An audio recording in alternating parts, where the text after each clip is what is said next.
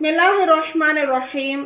Hazrat Umar Farooq ரலியல்லாஹு அன்ஹு Hazrat Umar Farooq ரலியல்லாஹு அன்ஹு அவர்கள் அண்ணல் நபி அவர்களின் நெருங்கிய உறவினர் ஆவார்கள். அன்னாரின் மகள் ஹஸ்ரத் ஹப்சா ரலியல்லாஹு அன்ஹா அவர்கள் அண்ணல் நபிகளாரின் மனைவி ஆவார்கள். அன்னாரின் தந்தை பெயர் ஹத்தாப் ஆகும். அன்னாரின் குடும்பம் மக்காவில் உயர்வும் மரியாதையும் மிக்கதாக இருந்தது. அன்னார் மிக பெரும் வீரராக திகழ்ந்தார்கள். அன்னாருக்கு மக்காவாசிகள் மிகவும் அஞ்சினார்கள். அன்னாரோ குறைசிகளின் தலைவராகவும் இருந்தார்கள். உடற்பயிற்சி, மல்யுத்தம், குதிரையேற்றம், வாள் சண்டை முதலியவற்றில் மிகவும் பிரசித்தி பெற்றவராக இருந்தார்கள். அரபகத்தில் அவர்களது வீரத்தை பற்றி மிக பிரபலமாக பேசப்பட்டு வந்தது. ஹஜ்ரத் உமர் ஃபாரூக் இஸ்லாமை ஏற்றல். ஹஜ்ரத் உமர் ஃபாரூக் ரலியல்லாஹு அன்ஹு அவர்கள் இஸ்லாமை ஏற்பதற்கு முன் அண்ணல் நபி அவர்களுக்கும் முஸ்லிம்களுக்கும் மிக பெரும் எதிரியாக இருந்தார்கள்.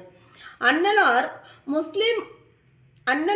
அன்னாரின் ஹிதாயத்திற்காக துவா செய்தார்கள். ஏன்னா ரொம்ப வீரம் மிக்கவங்களாகவும் மிக திறமைசாலியாகவும் இருந்ததுனால அவங்க இஸ்லாத்திற்கு வந்தால் இஸ்லாத்திற்கு மிகவும் பக்கபலமாக இருக்கும்னு சொல்லிட்டு அல்லாஹ்விடத்தில் அவங்களுடைய ஹிதாயத்துக்காக ரசூல்லா துவா செஞ்சுருக்காங்க. அல்லாஹும் அன்னாருக்கு ஹிதாயத் செய்து சிறப்பித்தான். ஒரு தடவை அன்னார் அண்ணல் நபிகளாரை கொலை செய்வதற்காக மிக ஆவேசத்துடன் கிளம்பி சென்றார்கள். செல்லும் வழியில் அன்னாரின் தங்கை ஹஜ்ரத் ஃபாத்திமா ரலியல்லாஹு அன்ஹா அவர்கள் முஸ்லீமாகிவிட்டார்கள் என்ற செய்தியை கேட்டு தங்கையின் வீட்டுக்கு கோபத்துடன் சென்றார்கள். அங்கு சில குர்ஆன் வசனங்களை கேட்டார்கள். அவ்வளவுதான். அன்னாரின் உள்ளம் அப்படியே மிருதுவாகி இஸ்லாமின் பக்கம் சாய்ந்து விட்டது. பிறகு அங்கிருந்து அன்னலாரின் சமூகத்திற்கு சென்று இஸ்லாமை ஏற்றார்கள். அன்னார் முஸ்லீமானதால் அன்னலாரும் சஹாபாக்களும் மிக்க மகிழ்ச்சி அடைந்தனர். அதன் பிறகுதான் முஸ்லீம்கள் பகிரங்கமாக கௌபத்துல்லாவில் தொழ ஆரம்பித்தார்கள். அடுத்து ஹிஜ்ரத்.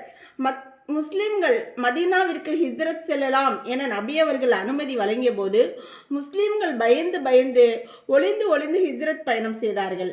ஆனால் ஹஜ்ரத் உமர் ரலியல்லாஹு அன்ஹு அவர்கள் முஸ்லீமான பிறகு கொஞ்சம் சாமான்களை எடுத்துக்கொண்டு இடுப்பில் வாளை தொங்கவிட்டு கொண்டு வில்லையும் அம்பையும் ஏந்தி கொண்டு ஹிஜ்ரத் புறப்பட்டார்கள்.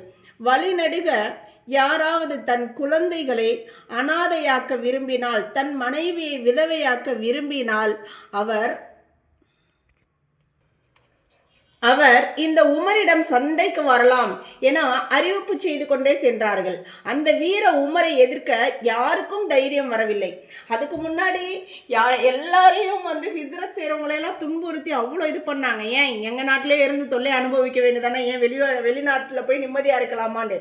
ஆனால் உமர் ரலியல்லாஹு அவங்க இந்த மாதிரி சொல்லிக்கிட்டே போனப்போ அதை தடுக்கிறதுக்கு யாருக்கும் தைரியம் இல்லை. தீமையை வெறுத்தல். ஹஸ்ரத் உமர் ரலியல்லாஹு அன்ஹு அவர்கள் தீமையை அறவே வெறுத்தார்கள். யாராவது தீமை செய்வதை பார்த்தால் அதை தாங்கிக் கொள்ளவே மாட்டார்கள். காரியங்கள் நடைபெறுவதை கண்டால் கோபத்தின் உச்சிக்கே சென்று விடுவார்கள். அன்னலார் கூறினார்கள், ஷைத்தான் உமரின் நிழலை கண்டும் அஞ்சி ஓடுவான். ஷைத்தானே என்ன செய்கிறான், உமர் ரலியல்லாஹு அவங்களோட நிழலை பார்த்தே ஓடுவானாமா. எனவே அன்னலார் அன்னாருக்கு ஃபாரூக் என்ற பட்டப்பெயரை வைத்தார்கள். ஃபாரூக் என்பதன் பொருள் நல்லது கெட்டதை பிரித்து அறிபவர் என்பதாகும். நன்மையை ஏவுவதும் தீமைகளை தடுப்பதும் அன்னாரின் விருப்பமான பணியாக இருந்தது.